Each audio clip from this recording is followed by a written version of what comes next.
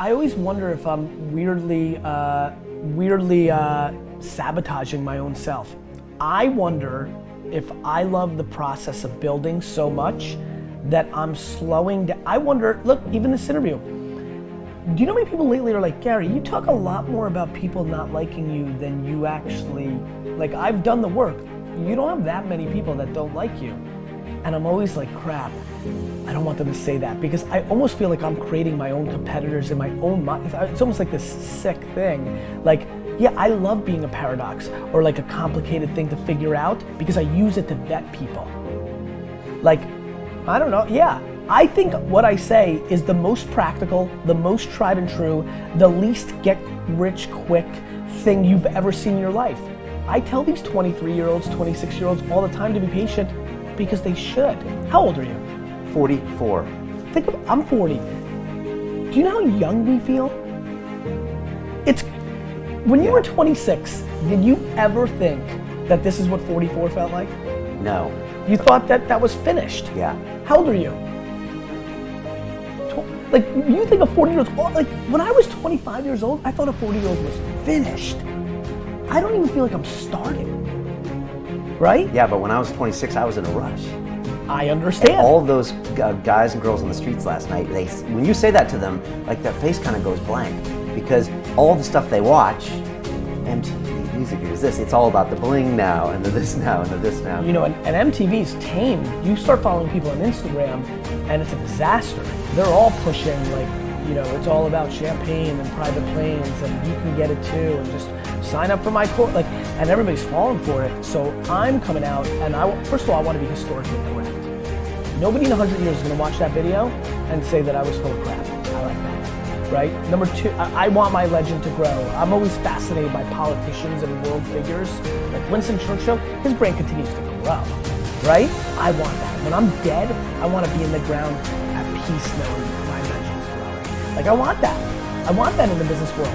And so I'm giving real advice, and real advice looks like this. When you're 19, and you can spend 7 full years learning your craft, meeting people that are mentors, being patient, and you wake up and you're 26 years old, you have your entire life in front of you, and you've done great foundational work to go on and then be successful. And you told people last night, it's not about money. You were like, what do you want to do? You want to change the world? Okay, then go do that. That was an interesting moment with those two girls. Yeah. Like, what do you want? Because if you want, like, they're like, we want to help people. I'm like, oh, you don't need any money really to help people.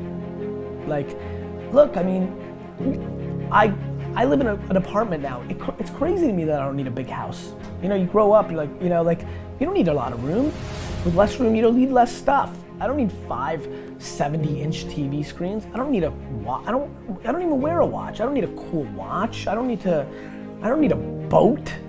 Like, I need the game. I know myself. I need the game, and that's how I act. Other people want, you know, things that they don't really need, things that aren't gonna make them happy. They're not fulfilled inside.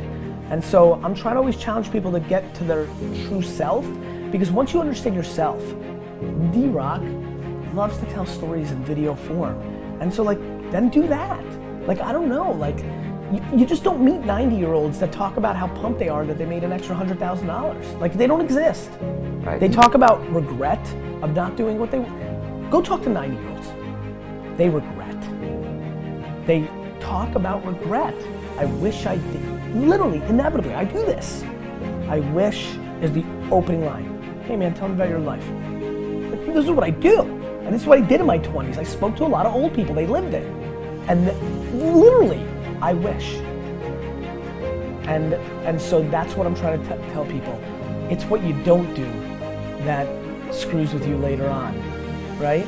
And be self-aware is what you say. And I don't know how to teach self-awareness. Yeah.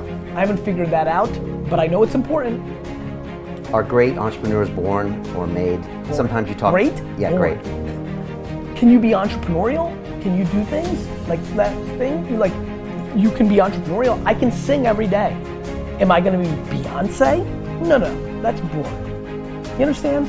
Like, you know, I can practice football every day. Am I gonna be Pele? No. Great is born. And show me, you know?